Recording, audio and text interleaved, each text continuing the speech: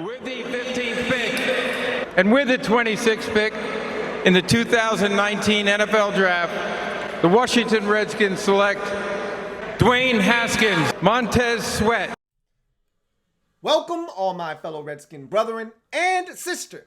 I am your man and resident Redskins fan, Luke. Thank you for joining me here on the Redskins Rapid React quickly on the R3, dressed in all black like the Omen, which means we took one to the chin. You know what's so disappointing about this game is that they gave us hope. Like, I would have much rather they came out and been down 17-0 than to take a 17-0 lead and have me thinking, oh shit, here we go on the road at Philly, looking to do some damage. I never once, though, thought we were going to win the game. And that's crazy. I know that sounds crazy. We was up 17-0. We were up 20-7 at half with a great drive right before half to get points. Never once did I feel like we were in the clear, ever. Okay, let me be clear on that. But I did think we had a more realistic shot to win the game after starting the way that we did than going into the game. Now, I told you I thought we had a shot. And I told you that I thought the Eagles were going to come out a little rusty. And they did. And we took advantage. But here's the thing that you got to know. There were two halves of this football game. And I'm going to break it down to you the way that I view things with this team this season. And you can either agree or you can disagree. But this is what I see from this football team. And then we'll get to some guys that stood out to me and some things that went awry. And obviously, we'll talk about this more tomorrow on the RNN. A lot to be discussed from this game, including Adrian Peterson not being active. We talked about that Thursday on the RNN. But we'll jump into that on Monday's edition of Redskins Nightly News. So let me tell you what I gathered from this game. And this is my ultimate overarching theme and biggest takeaway from this game. The first half of the game, and you could argue even if you wanted to cut off the Deshaun Jackson 51-yard touchdown that got the Eagles back into the game at 17-7. The first half of the game, when the Redskins took a 20-7 lead into halftime, that's as good as the Redskins could possibly have played in the first half. That's the best we can be this season. If we play our best brand of football, no mistakes in the first half, limited penalties, we made every play. We converted on third downs. We got off the field on third downs. Everything went in our favor, aside from the 3rd and 10 bomb to D Jackson. We'll talk about that here in a second. But that's, if we play our best brand of football, that's what we'll look like, okay? That's not going to happen very often, guys. I'm here to tell you that. The second half of the game, when the Eagles went on a 32-0 run, or excuse me, a 25-0 run at one point, scoring 25 unanswered points in the second half to take a 32-20 lead. That's more along the lines of what we are as a football team. All right. No pressure on Carson Wentz, letting him escape the pocket, do whatever the hell he wants to do. No pressure on third downs. 3rd and 10, touchdown to Deshaun Jackson, 51 yards. 3rd and 10, touchdown to Deshaun Jackson, 61 yards. 3rd and 15, Carson Wentz escapes the pocket, finds Ertz for a first down. We had a 1st and 20, 2 plays, they pick up a first down. All right, 3rd and goal from the Redskins, from the 5-yard line. Wentz gets out of the pocket, extends, finds Alshon Jeffrey in the end zone. Bad third down defense. Conversely, we can't convert on third downs on our side, and now we're dropping passes. Paul Richardson with a big drop that would have given us a first down and maybe settled things down in the second half. Case Keenum overshooting a wide open Terry McLaurin. That would have been another touchdown for him. He would have matched D Jackson's explosive plays with 2 of his own. If Keenum hits him in stride, that's another touchdown. So a missed opportunity. I talked about that in the RNN. Can't afford to miss opportunities. We're going to get it. That Eagles secondary is trash. We saw it today. Case Keenum racked up 380 on those boys. It should have been 450 if he hits McLaurin for a touchdown. That secondary is garbage, all right? But so is ours, because we gave it up to D Jackson.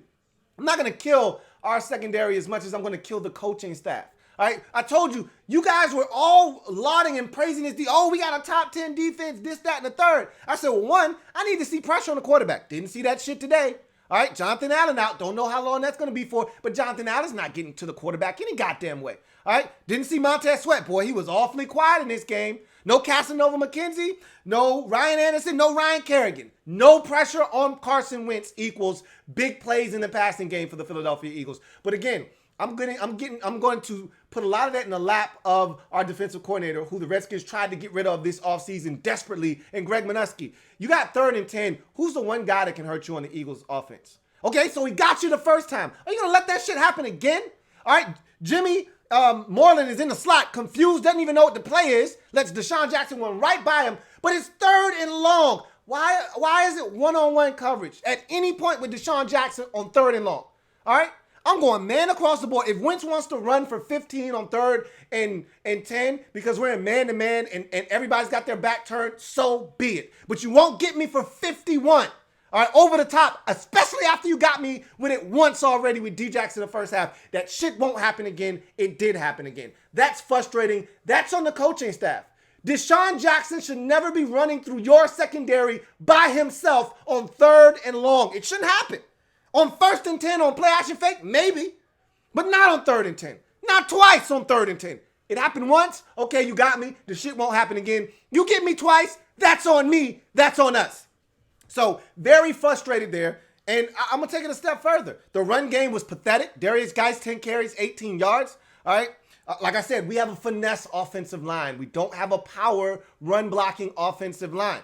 All right. That's been proven over time. We don't open up holes in the run game. But that's no here nor there. We had a ton of penalties in the second half, self-destructed. Anything that we tried to get going was negated by penalties. We had a ton of penalties in the second half.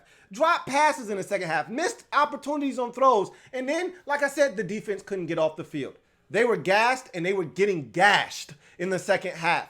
All right. Couldn't keep the running backs from hurting us, especially that first. I thought the first drive of the second half set the tempo for the entire second half. They gutted us. All right. No excuses there. You're coming out of halftime, all the momentum. You scored right before halftime. You're up 20-7. Go get a stop. I thought our tackling in this game was atrocious. It was an atrocity. All right. That was a monstrosity. And I'll give you a play that to me sums up this entire game from a tackling standpoint. We tackled poorly in this game. But the play that I thought changed the entire game, and it's a small play, and a lot of you don't even remember this damn play. First possession of the 3rd quarter, and I'm going to leave you on this. First possession of the 3rd quarter. No, I got some other things I want to say real quick. But first possession of the 3rd quarter, Eagles are moving the football. They got 3rd and 4. We got Darren Sproles boxed up for about a 1-yard gain. It's going to be 4th and 3. Doug Peterson's not going for it. 4th and 3 from his own 35-yard line, okay? He's not doing it.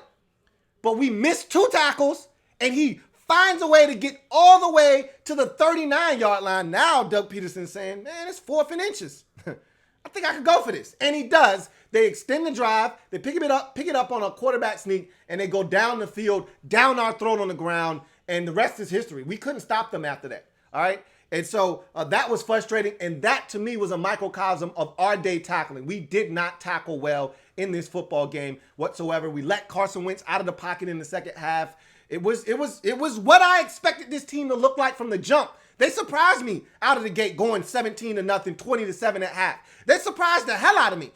The 32 unanswered points or the 25 unanswered points in the second half was more along the lines of what I thought we would look like out the gate. So I wasn't that surprised in the second half. I was more surprised about how we played so well in the first half.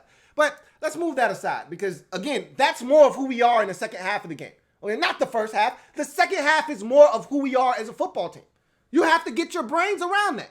So you look at this football team and some guys that stood out. I thought Terry McLaurin, we've been asking for Terry. We wanted to see Terry. I thought Terry looked damn good. All right. Equally as impressive on the defensive side was Cole Holcomb. All right. We got some young boys playing some ball out there. All right. I thought that Kelvin Harmon looked good. How about the old man VD Vernon Davis on the leap for the touchdown to get the game started? I mean, I thought some guys looked good. Case Keenum.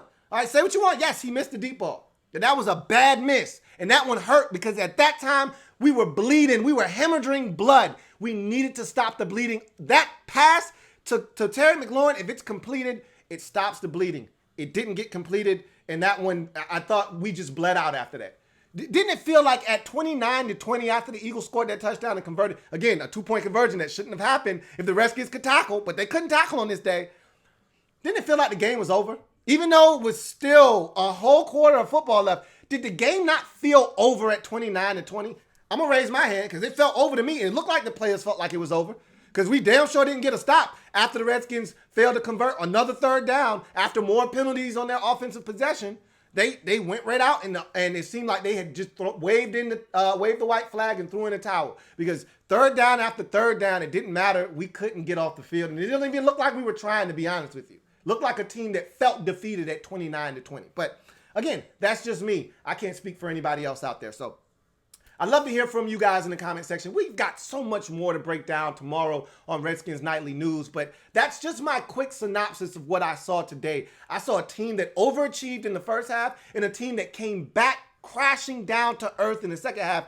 And we're going to look more like the team that we saw in the second half, with penalties and mistakes and drop passes and can't stop the run at times and can't get to the quarterback. We cannot get to the quarterback. That shit has not changed. And I told you in the preseason, I wasn't impressed with the pass rush. Wasn't impressed with it today. No Kerrigan, no Sweat, no Casanova McKenzie, no Ryan Anderson, Deron Payne. Everyone wants to talk about Payne looking like a different guy.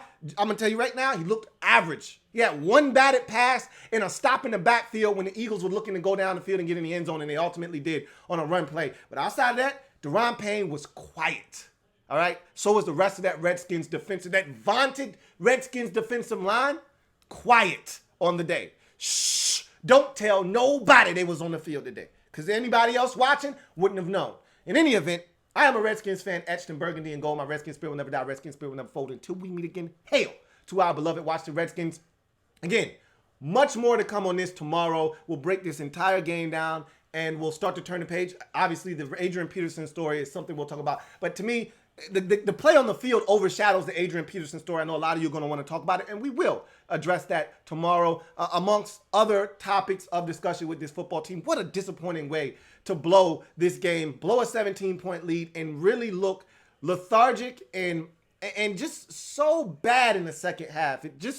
That was frustrating. You know, if we would have went down swinging, you know, where the Eagles had to struggle and fight to win this football, it felt like they cruised at the end of this game. You know what I mean? Like, to jump out the way that we did and to allow them to dominate us the way that they did in the second half with little to no resistance, that was really frustrating. But again, as Redskins fans, we've been preconditioned to feel this way and to expect to feel this way. And so, honestly speaking, I wasn't mad. I was just disappointed. And at this point, that's generally my reaction to Redskins games these days, is not really so much mad as I am just disappointed. And that was really disappointing after the fast start. Nonetheless, I'll talk to you guys tomorrow. Like the video, subscribe to the Louis T Network. Redskins Nightly News tomorrow, 7 p.m. I'll see you guys then. Have a good one. Louis T.